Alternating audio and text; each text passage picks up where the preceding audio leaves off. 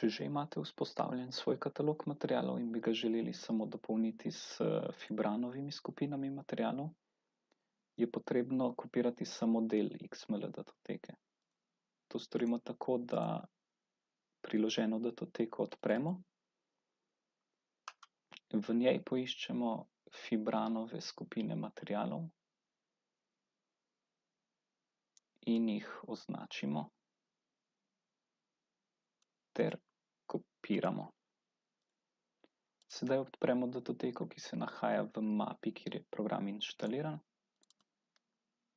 in v njej na neko ustrezno mesto prilepimo kopirane materiale. Ker sem jih prilepil na začetku te datoteke, se bojo tudi v programu Archicad pojavili na vrhu kataloga. Datoteko shranimo in sedaj, če odpremo nov projekt, bi morali videti kopirane materiale na vrhu kataloga.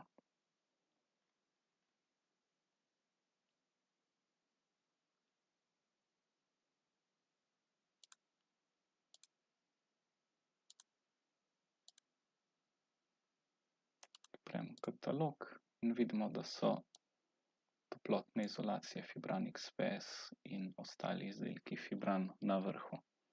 Torej, pozicija v XML datoteki definira tudi pozicijo v katalogu materialov znotraj programa Archicad.